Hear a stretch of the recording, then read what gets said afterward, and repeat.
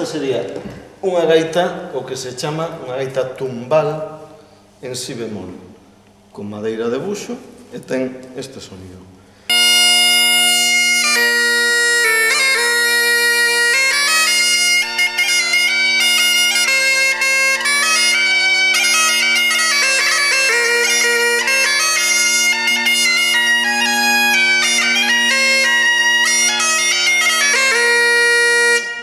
Consiste en dúas láminas de cana atadas a unha peciña de ferro que se chama tudel e polo medio destas láminas de cana que están moi devastadas, pois pasa o sonido facendo vibrar a punta da palleta, a punta das dúas láminas, e aí se produce o son.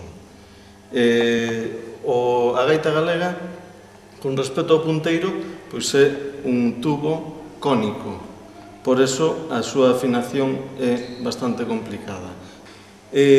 Logo, outro elemento que falaba é o pallón, que é unha lingüeta simple que se fai dun tubo de cana a un segmento dunha canela, cortalo e separalo e abrirlle cunha navalla unha lingüeta que queda separada do resto. Por aquí entra o aire, fai vibrar esta cana e produce o son. Despois, no son dunha gaita, tamén influe moito a madeira. Aquí temos dúas madeiras diferentes. Esta é unha madeira autóctona galega, que é o buxo, e esta unha madeira de fora, unha madeira tropical, que é granadillo. Se ten moitos poros a madeira, o que fai é que o punteiro soe menos. A gaita sona menos porque eses propios poros lle restan sonido e vibración á gaita.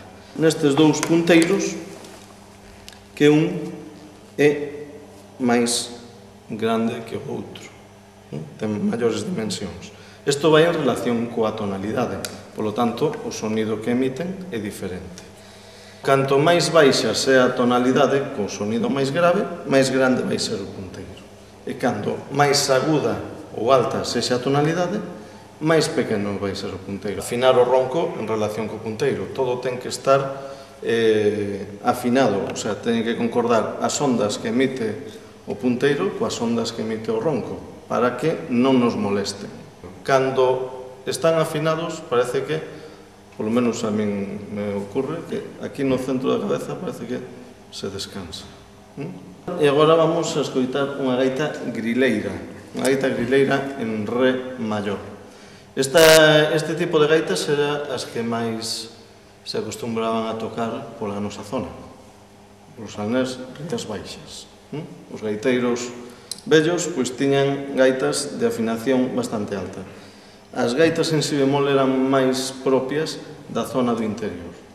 Tamén a forma de ser dos da costa pois é un pouquinho máis, digamos, rebuldeira que a forma de ser da xente do interior, que é máis tranquila, máis pausada, pois eso tamén se reflexaba nas tonalidades das gaitas.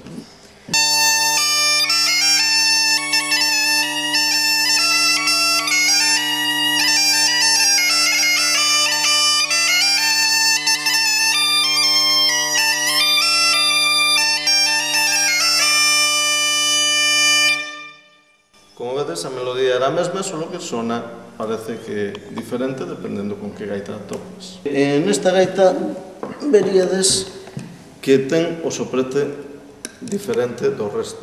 Isto ten unha explicación. Ao buxo, un dos problemas que ten, precisamente, é o noso clima. A humedade, moitísima humedade. E polo soplete, e por donde sopramos, introducimos o aire no fol, e no fol, entre a forza do aire que metemos e o noso brazo esquerdo, pois facemos que o aire saia por todos os tubos sonoros, polo punteiro, o ronco e a ronqueta, coa mesma presión. Ten que ter a mesma presión para que as notas sexan estables e poidamos, precisamente, tocar afinados.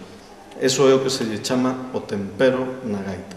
Manter sempre a mesma presión para que a nota sempre sexa constante, non haxa oscilacións. Evitar o cando se produce eso é que o gaiteiro non tempera. A humedade afectalle moito ao buxo, de feito chega a apodrecer a madeira.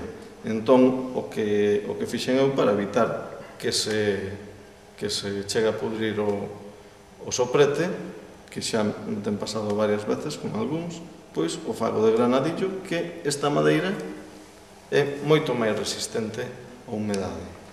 Este granadillo, igual que é moi parecido a outra madeira bastante famosa que é o ébano, é co que se fabrican hoxe en día os clarinetes, os oboes e demais instrumentos de vento madeira.